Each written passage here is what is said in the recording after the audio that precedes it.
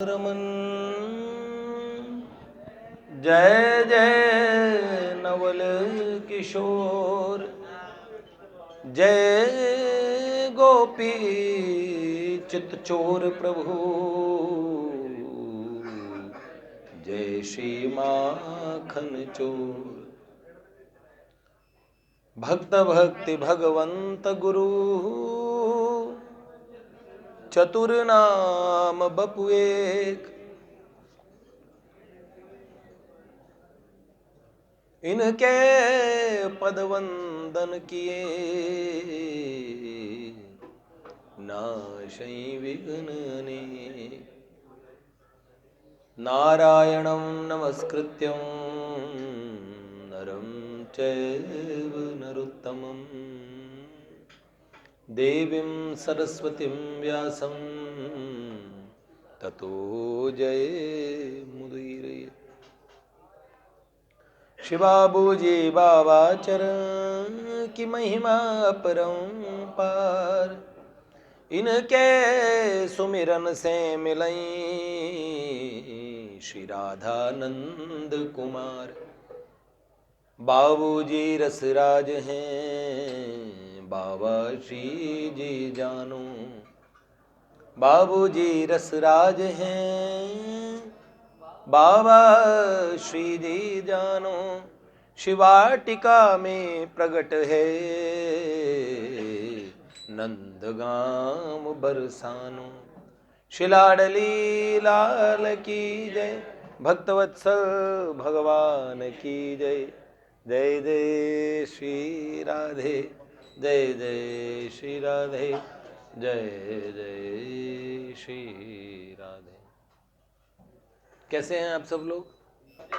ये इनकी जो कला है वो नैनों में ठाकुर जी को रख लिया है। क्यों?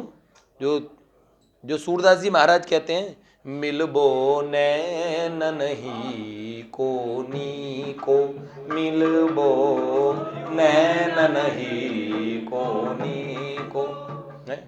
नैनों का मिलना नीका है, अच्छा है। चारों नैन भये इकठोरे, चारों नैन भये इकठोरे। धोखो मिट गयो जी को, धोखो जी को। खाटी छाछ मोहे न भाए, खाटी छाछ मोहे न भावे। सूर पिबैया घी को, सूर पिबैया घी को। नैन नहीं कोनी कोरे मिलबो। बस महामंत्र जी अगर हम पे अनुग्रह करें और हमें भी ये नैना मिल गई, शाम सलोने ते नैना मिल गई। बस नैन मिल जाए, ठाकुर जी पहचान लेते हैं। बिहारी जी में क्या करते हैं? नैना ही मिलाते हैं। तो होली चालू हो गई। ओहो, अब हमारे ठाकुर जी के पास रंग रखो डेली, थोड़ा थोड़ा गालों पे भी लगा दो। नहीं, ठाकुर जी के लगाना शुरू कर दो, क्योंकि बरसाने कल ही होली है, तो इसलिए कल से ठाकुर जी की आपको कुछ बातें सुना देंगे। जो महापुरुषों की इतने दिन से बातें चल रही है, 2-3 दिन से आगे भी, तो ये सब ठाकुर जी की बातें हैं। भक्त की कोई ऐसी बात नहीं जो भगवान के बिना हो, और भगवान की ऐसी कोई बात नहीं जो बिना भक्त के भगवान की कोई बात सुनाओ। हर बात में भक्त तो कोई ना कोई तो होगा ही। तो इसलिए भगवान और भक्त की दोनों की जो बातें हैं, देखिए भगवान भगवत गीता में कहते हैं, मच्चित्ता मदगत प्राणा बोधयंत परस्परम, कथ्यंतश्च माम नित्यम तुष्यन्ति च रमन्ति च। मेरे विषय में ही कहते हैं, मेरे विषय में ही सुनते हैं, और कह के प्रसन्न हो जाते। तुष्यन्ति च रमन्ते च। आप बच्चे कितने सौभाग्यशाली हो, आप भगवान के नाम की जप की माला आपके हाथ रहती है। साधारण चीज है माला। आप जानते हैं माला मन से लड़ पड़ी, क्यों बिसराए मोय, बिना शस्त्र के सूरमा, लड़त्यो दिख्यो न कोय, लड़तो दिख्यो न कोय। ये जो माला है ना, आप जो ये माला जपते हैं, एक दिन आपके जीवन का, कौन रो रहा बेटा, आपके जीवन का एक दिन अमोघ अस्त्र बन जाती है। जो ये माला जपते हैं, आप ये जानिएगा कि इस माला के जप से जब संसार के अंदर में आपको किसी चीज का कोई निदान न नजर आ रहा हो, उस समय ये माला आपकी सहायता करेगी। आप समझिएगा, यहां रोग होता है, डॉक्टर मिल जाते हैं, कोई मुसीबत में फंसते हैं, मित्र मिल जाते हैं। एक ऐसी जगह है जहां कोई सिफारिश, जहां कोई चीज नहीं भी चलती, वहां माला का प्रवेश है। तो माला मंत्र ये इतनी, आपने इतना भयभीत कर दिया, बच्चा चुप नहीं हो पा रहा है। बताओ, ये बात पक्की है, भगवान के नाम की कितनी महिमा है। आप जानते प्रकट रूप में भगवान का नाम भगवान का स्वरूप ही है। हम आप बरसाने में चर्चा कर रहे थे धर्म भैया के घर पे, तो एक भैया आए, बहुत लाखों की तादाद में नाम जप करते हैं और पूज्य बाबूजी बाबा के आश्रित हैं, विरक्त हैं, साधु हैं, साधु स्वरूप है और बाबूजी बाबा के आश्रित। वो किसी को भी गुरु स्वरूप में उनके पूज्य बाबूजी बाबा ही हैं और पूज्य रमेश बाबा के पास रहते हैं। पूज्य रमेश बाबा भी इस समय की एक मूर्ति हैं, आप समझ लो। कल मैंने आपको जो सुनाया था ना कि एक ब्रजवासी संत ने जो सुना रहा था, इंद्र महाराज वाली रचना पूज्य रमेश बाबा की है। बड़े अल्लड़ संत हैं। अल्लड़ मतलब संत अल्लड़ नहीं है, भाषा जो प्रयोग कर देते हैं ना वो भगवान के, अब ये कह रहे हाँ इस पर भी खुश हो रहे हैं। मैं तो ये कह रहा हूं कि हम तो पूज्य बाबूजी बाबा के बच्चे हैं, तो हम लोगों को तो भाषा का, हाँ आपको बात याद आ गई। कल मैंने जो बताया हमारो रक्षक मुरली वालो, तो उसमें कहा ना जो साहस है बाबा का अवधूत की तरह ही है। इस समय बाबा पूज्य बाबा न चोटी रखते, न कोई तिलक छाप, कोई निशान नहीं रखते, कौन से संप्रदाय कोई पता नहीं। पूज्य बाबूजी ने इनको कहा था आपके लिए गाय के दूध की व्यवस्था कर दूं। जज साहब थे ना बाबा के परिकर, जज साहब के भांजे, जज साहब की बड़ी बहन के शायद सुपुत्र हैं ये, तो इसलिए बाबा बाबूजी को समझाने के लिए इनकी मां लेके आई थी कि आप चाहें तो आप अपने पास रखिए इन्हें। तो भाई जी आए थे, उन्होंने कहा नहीं मुझे ब्रज छोड़ के नहीं जाना है। तो पूज्य रमेश बाबा से बाबूजी ने कहा था आपके लिए और मैं दूध की व्यवस्था करवा देता हूँ यहाँ पे। तो उन्होंने कहा नहीं नहीं, मैं मधुकरी करके ही, और निर्भीक रहते हैं, किसी को कुछ भी बोल देते हैं। हमारे वर्तमान मुख्यमंत्री जी कह रहे अगर उसके किस्मत सही होगी, कर्म अच्छे होंगे तो आ जाएगा, ऐसे कहा। राधा रानी के यहाँ नहीं आएंगे और जा रहे हैं वो। उन्होंने कहा, लोगों ने वो वीडियो वायरल कर दी लोगों ने। उन्होंने कहा अरे ऐसे मत बोला करो बाबा, इस समय गवर्नमेंट है इन लोगों की। बाबा ने कहा अकेले घुंघरू पहन के नाचते थे, जंगल में शेर चीते थे, डकैत थे, हम किसी से नहीं डरते, फिर घुंघरू पहन के नाचेंगे, हमें किसी बात की चिंता। और ऐसे ही उनका तरीका भी ऐसे है, कोई मंगलाचरण वगैरह नहीं, सीधे छोड़ते श्री राधे आते कहते। और बोलने का तरीका देखिए, आप देखिए, कोई लोग तो निंदा करने शुरू होते। वो बहनें नृत्य करती है ना, जो ब्रज के अधिकांश संत भाई लोगों को बना करते हैं।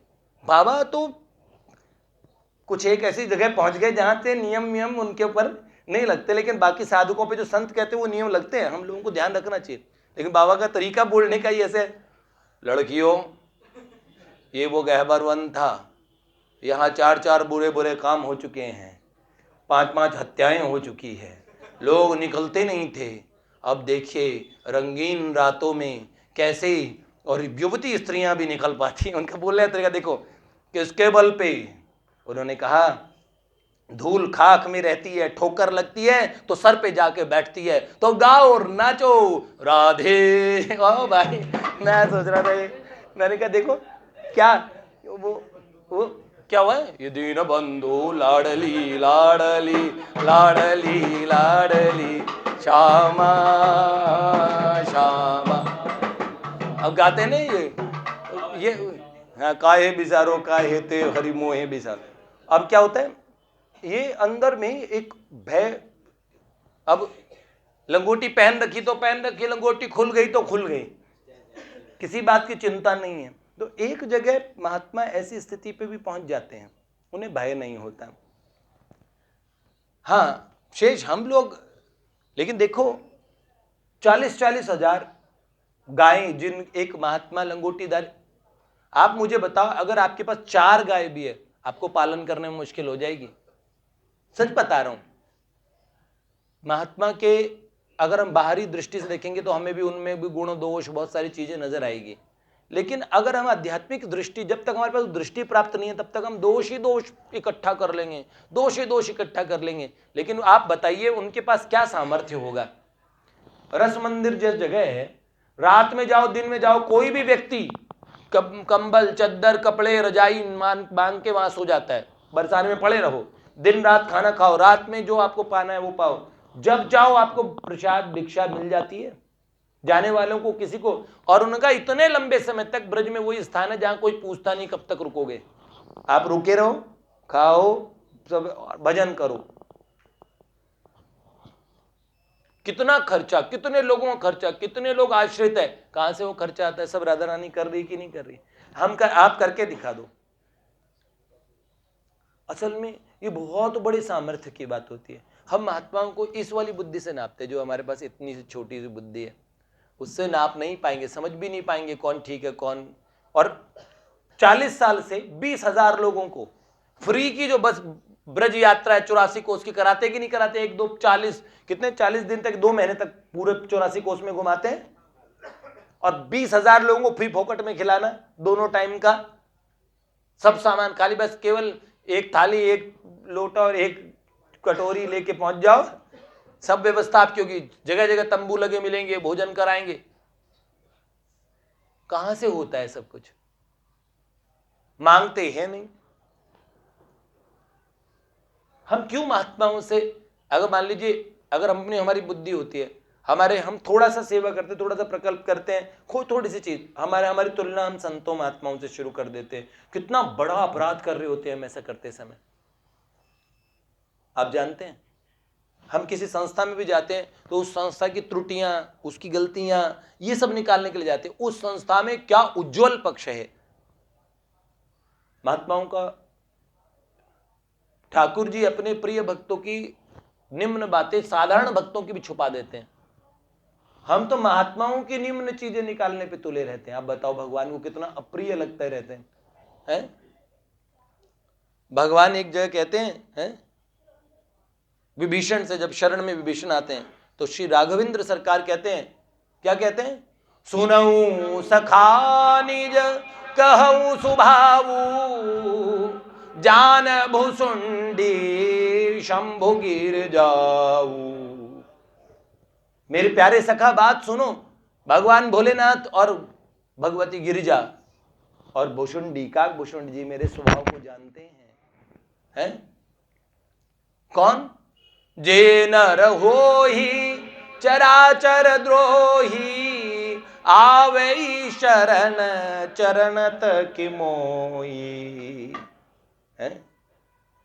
छोड़ी मोह मद कपट छल नाना, करऊं सद्य तेहि साधु समाना।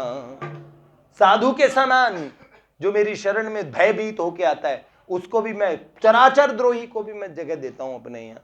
अब बताओ भगवान ऐसे दयालु, जन अवगुण प्रभु मान न काऊ, दीन बंधुवती सरल स्वभाव। भगवान कैसे हैं? हमारे सब अवगुण जानते हैं, सब पोल खुली है उनके सामने, लेकिन बताऊं क्या करते हैं, मानते नहीं है। कोई बात नहीं, सबके साथ होता है, भगवान जानते हैं अभी ये माया के अंदर अच्छा पचा है, ऐसी चीजें इसके मन में है, कोई बात नहीं, उनका स्वभाव बड़ा अच्छा है। हम इस बात को समझें। देखिए कितना सरल, भगवान का भोलेपन का स्वरूप, जैसे भगवान कहते हो ना भगवान का ऐश्वर्य का स्वरूप ये है, ऐश्वर्य का स्वरूप विष्णु भगवान है, ऐश्वर्य का, शील का विष्णु भगवान है, पालन का विष्णु भगवान। तो भगवान के विशुद्ध भोलेपन का और भगवान के विशुद्ध करुणा का अवतार भगवान भोलेनाथ है। जिनका भोलापन भोले बाबा है वो भोले ही होंगे। मनसुखा से, मधुमंगल से कन्हैया बोले कि यार मधुमंगल मुझे लाठी चलाना सिखा यार। तो उसने बोला अच्छा, पहले प्रणिपात करो, दंडौत मारो गुरुदेव को। तो बोले तुरंत ठाकुर जी लेट के दंडौत गुरुदेव। तो बोले हाँ जीता रहे चेले। अब ब्राह्मण से विद्या ले रहे हो, दक्षिणा तय करो। तो बोले क्या? तो बोले इतने शेर लडुआ। भगवान ने कहा जो जितने दिन तक मेरा जो दोपहर में छाक आती है वो सारी तेरी, मेरा सब कुछ तेरा, ये तो लड्डू तो अलग से है ही। तो उन्होंने कहा, तो बोले ठीक है अभी सिखाता हूं। तो 2 लठ लेके आ, 2 बेंत 2 लठ ले आए। एक मधुमंगल ने हाथ में पकड़ लिया, मनसुखा कहते हैं जिसको, और एक ठाकुर जी के हाथ में दे दिया। और बोला कन्हैया सीधा ध्यान से खड़ा हो जाए। बोला हाँ। बोला अब मेरी आंख में आंख डाल के देख। बोला हाँ देखा देखा, देखने लगे। तो अब उन्होंने बोला अब लाठी, अब मुझ पे लाठी मार। तो कन्हैया ने कहा क्यों मारूं? तो उन्होंने बोला मारेगा नहीं तो सीखेगा कैसे? अरे मार। मैं नहीं मारता। अरे मैं कौन सा असली में मारने को, नकली में मार, मार। तो ठाकुर जी ने लाठी फेंकी और आंखों में आंसू भराए, दौड़ के मनसुखा को छाती से लगा लिया, मधुमंगल को। उन्हें कहने का मुझे ऐसी लाठी नहीं सीखनी जिसमें मुझे नाटक में भी तुझे मारना पड़े। मैं अपनों को नहीं मारता, ये मेरा स्वभाव नहीं है।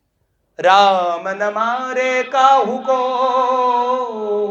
ऐसे भोले राम, नर खुद ही मर जात है कर कर खोटे काम। भगवान कभी किसी को मारते ही नहीं है, स्वभाव ही नहीं है उनका। तो वो तो बहुत भोले हैं, बहुत सरल हैं, भक्तों को मिलने के लिए सदा तत्पर रहते हैं। देरी हम लोगों की तरफ से हो रही है। बड़ी ही करुणा करके भगवान नाम में खुद स्थित हो गए। नाम रूप लीला धाम 4 चीजें हमें सब संतों ने बताई, पूज्य बाबूजी ने दे रखी है। अरे किसी में चित्त अटके, धाम में लगे, धाम में अटका लो, नाम में लगे, पर नाम सबके लिए सर्वोपरि है। भाई अंत काल में आप धाम पहुंच पाओ या ना पहुंच पाओ, नाम आपके लिए सर्वकाल में उपलब्ध है। आप बोल भी नहीं पाओ ना तो आपकी स्मृति में भी आ गया, नाम आ जाएगा। देखो मैं कह रहा हूं मुसीबत में पड़ता आदमी के मुंह से नाम निकलता है। नाम में पूरे पूरे भगवान स्थित हैं। एक बार कन्हैया दोपहर के भोजन के, और जब श्याम सुंदर, जब दोपहर का जो समय होता है और उस समय वन भोज की जो लीला होती है, तो वन भोज के समय बैठे ठाकुर जी और बरसाने की याद आई राधा रानी की। तो हा श्यामाजू कह के भगवान मूर्छित हो गए राधा रानी के वियोग में। इतना राधा रानी का स्मरण हुआ, आंखों से अश्रुधारा बह चली, और श्री जी के वियोग में मनसुखा सारे सखा रोने लगे, कोई पत्तों से हवा करने लगा, कैसे कोई चरण सहलाने लगा। मधुमंगल भगवान को बहुत प्यार करता है, कन्हैया का जरा सा दुख इन सखाओं से बर्दाश्त नहीं होता है। अब सारे सखा अपने प्रियतम, अपने प्रेमास्पद श्याम सुंदर के और दुख को दूर करने के लिए, तो अब गिरिराज जी की तलहटी में, वहां से बरसाना दूर है, श्री जी को कैसे बताएं। सारे रहस्यों को जानने वाला मधुमंगल, अनादिकालीन, अरे कोटि कोटि ब्रह्मा जी उसकी बुद्धि की उपासना करते, वो बड़ा बुद्धिमान है, मजाकिया है पर उसमें बड़ा ज्ञान है। भगवती पराम्बा जगत जननी अन्नपूर्णा के साथ रहता है। पूर्णमासी दादी खुद भगवती पार्वती जी हैं, उनका पोता है, वहीं उनके साथ लेके तो आई थी भगवान विश्वनाथ की नगरी में। और बहुत चक्र दादा तो क्या, तो बड़े कृपा रही इनकी। जो सख्य भाव की उपासना करते हैं उन पे मधुमंगल, इन अष्ट सखाओं की बड़ी कृपा होती है। तो मनसुखा ने तुरंत देखा, मधुमंगल ने देखा श्याम सुंदर को इतना कष्ट है, तो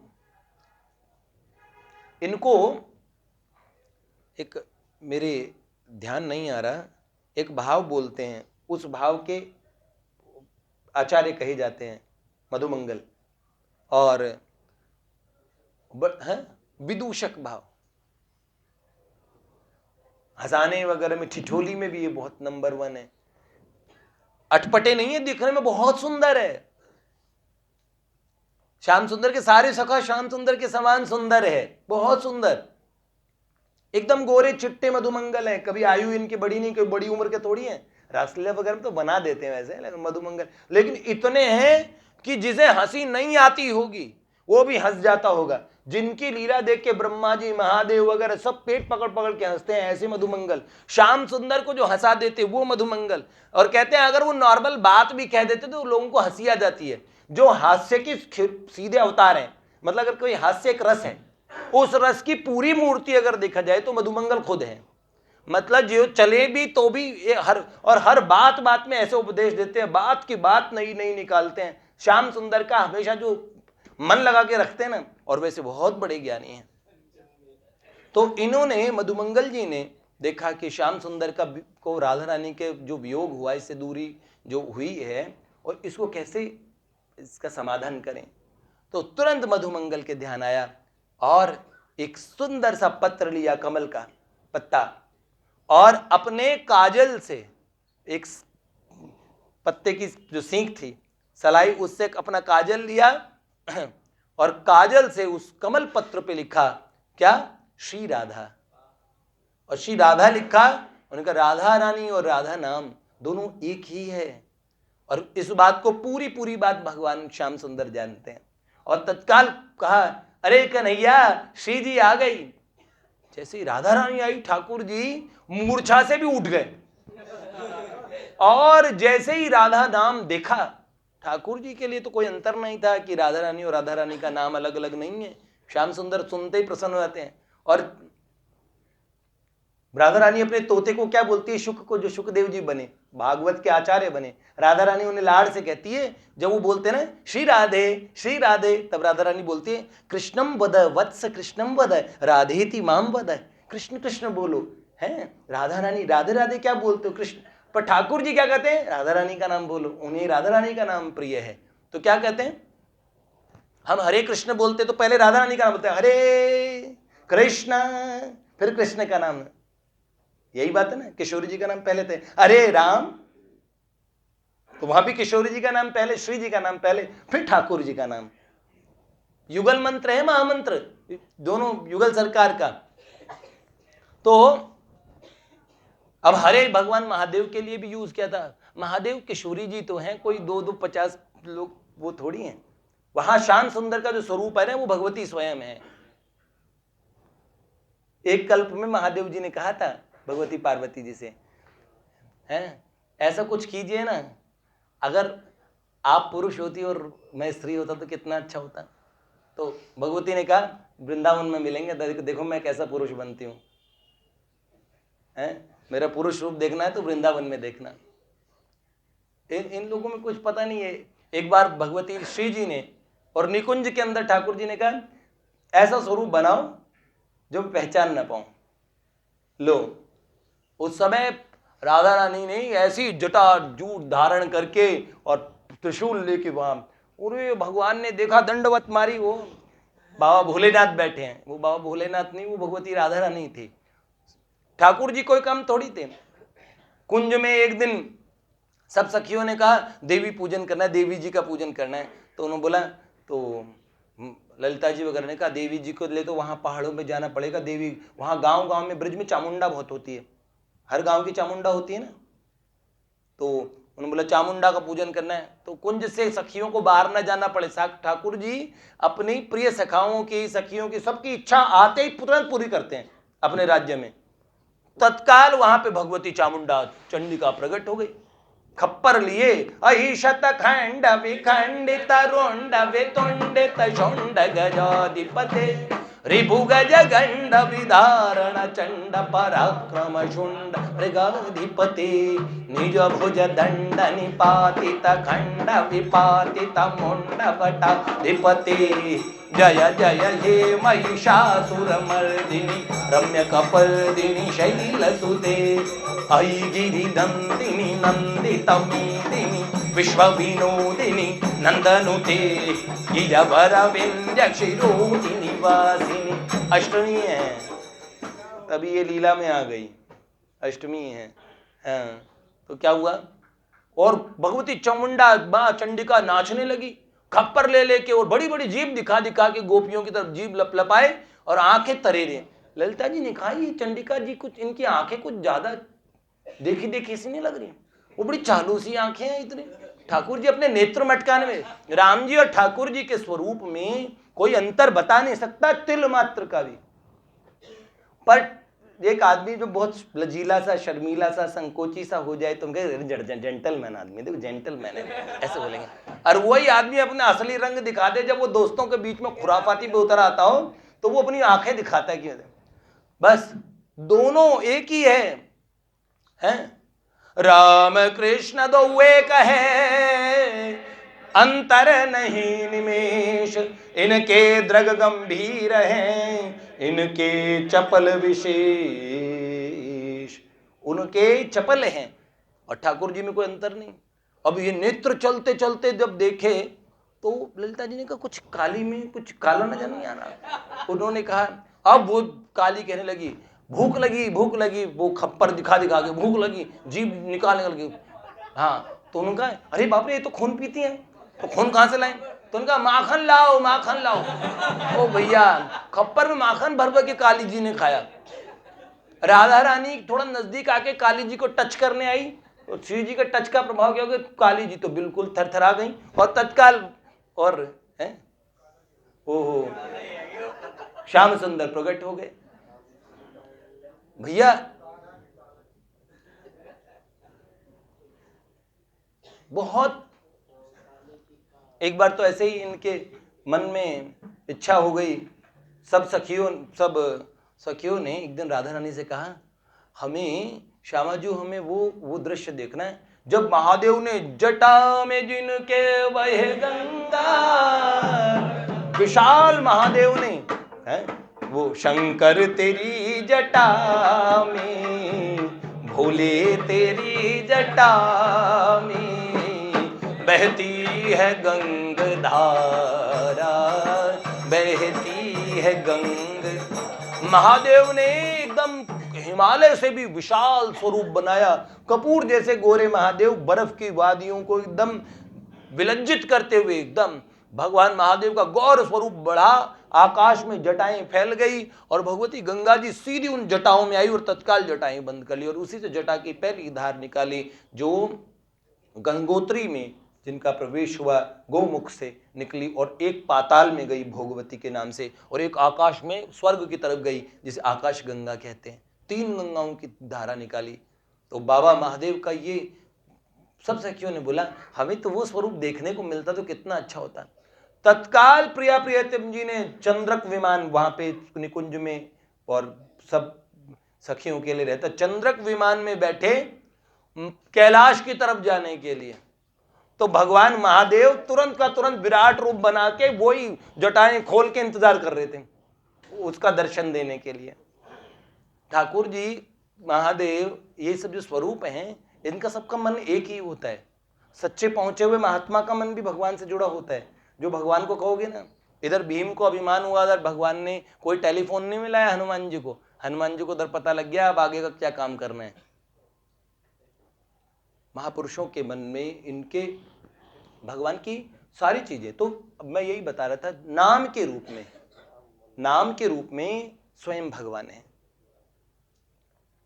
बस ये वाली बात है, हम लोग इतनी दृढ़ता से, अगर हमारी दृढ़ता हो जाए, हमें पता लग जाए कि श्री कृष्ण कम से कम हमें नाम के रूप में प्राप्त हैं, और पूरे के पूरे, एक बात बताऊं, महापुरुषों के अनुग्रह के रूप में भी पूरे प्राप्त हैं।